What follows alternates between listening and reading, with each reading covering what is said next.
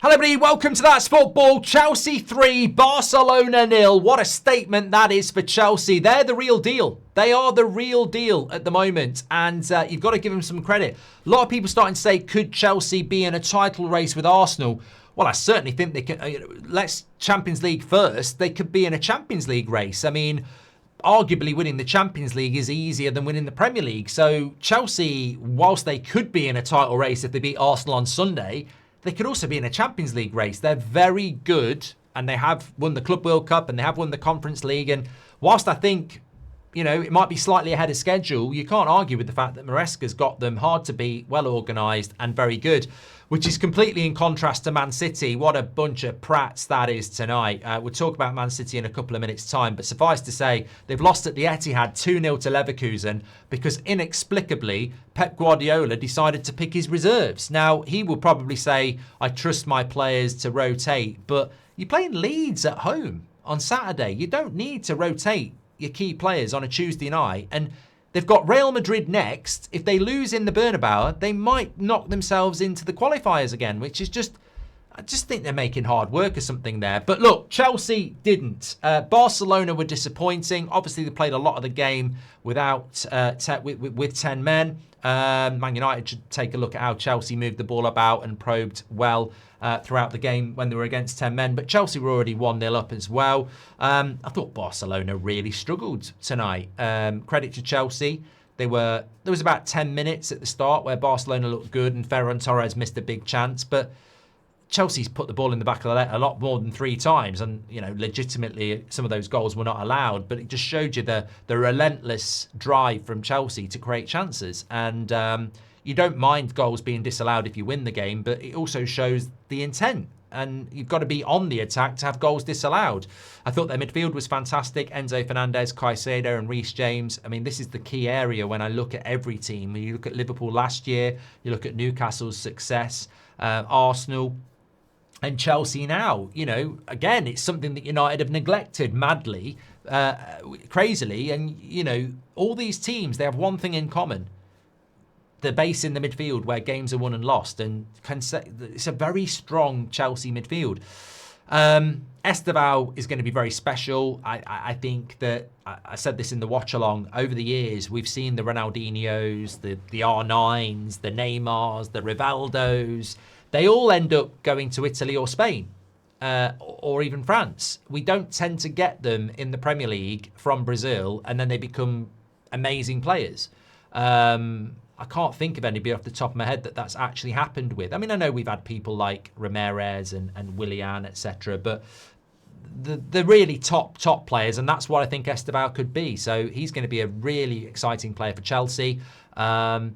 And defensively, they're looking out. I mean, I don't think they're glamorous at the back with Sanchez, Chalobah, Fofana. I don't think it's a glamorous defence. I think Cucurella's very effective and Gusto's a good player, but it's not a glamorous back five for Chelsea, but it can be effective. The midfield obviously helps that. And then they've got the flair players to score goals. They could do something in the Champions League. They could. They're hard to beat. They will score goals. I still feel that Chelsea are a work in progress, though. I still feel that Premier League titles and Champions League titles would be early for them. And I know Cole Palmer's got to come back, but I still look at Chelsea and the 2 changes I would make would be a Donnarumma in goal and an Erling Haaland up front. I think that takes Chelsea to the next level.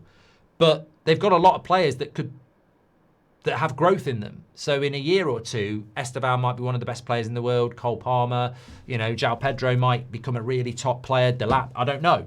So Chelsea for me are still a work in progress, and that's what they are. That's not offensive. Like, they are a team that is building together and is quite young, and therefore I would look at Chelsea and say probably not this year for the Premier League, but the Champions League, you just don't know because it's a cup competition, isn't it? And you get to the knockout stages and, people start knocking each other out. You survive, you get there. And on their day, as we've seen with Chelsea against PSG in the Club World Cup, and we might see it on Sunday, and we've seen it today against Barcelona, on their day, they can beat good teams. And credit to them. And I think they're an interesting team to keep an eye on, certainly for this week, with the Chelsea Arsenal game coming up on Sunday. So brilliant. As for Barcelona, look, it was a mismatch. I said before the game, it's La Liga against the Premier League. And I think the Premier League is the best league in the world. I think we're more intense, we're more physical.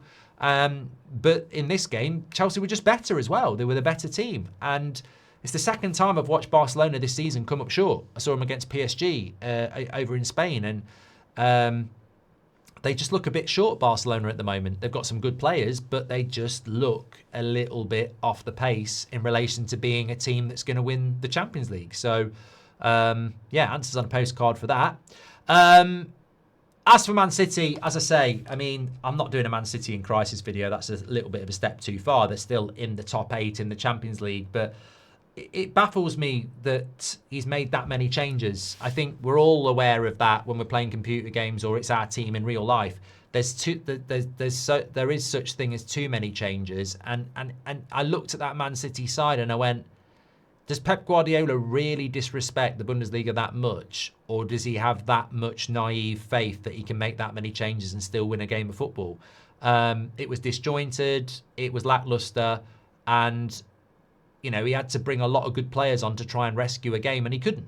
And I think that's on the manager there. You know, and Pep Guardiola is a great manager, and Man City could still have a really good season. But, you know, if you paid... And I know people talk about the empty seats at the Etihad, and there definitely was some, but a lot of people did turn up, and a lot of people did pay good money. And it's one thing to do it in the Carabao Cup, but it's a bit strange to do it in the Champions League. And I'm not saying UEFA are going to have a moan about it and say, why are you doing that? But this is the second year of an 8-game league, and it's there to generate more funds for these teams. And Pep Guardiola goes and puts his reserves out. I think it's a bit of a weird thing, and it's a bit of a weird statement, and they got what they deserved from it as well. Ultimately, it's up to Pep what he does with that Man City side, but they got what they deserved. He didn't respect Leverkusen, or overrated his reserves, who do cost a lot of money, but it doesn't matter whether Mamouche costs 50 million or another player costs 50 million.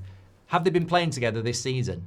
How many changes did he make? It's very rare that you can make that many amount of changes, no matter how good the reserves are, and then they click, because that's what pre-season's for. That's what game time is for. So it was a little bit naive, I do think, but ultimately Leverkusen got what they deserved, and so did Man City. And as I said, with Barcelona, where they are, they've got to go and win their next 3 games. And even if they do that, they still might not be in the top 8. So, look, it's a competitive Champions League to get in that top 8 and avoid the playoffs, which obviously Man City got Real Madrid last year. So you don't want to put yourself back in there and be playing Barcelona, do you? So Man City are going to have to wisen up, and it'll be a difficult game against Real Madrid in a couple of weeks' time. Get your comments in. What are your thoughts on Chelsea? I thought they were fantastic tonight. How good do you think they can be this season, or is it just about progressing? Take care, everyone. Stay safe. I'll speak to you on the next one.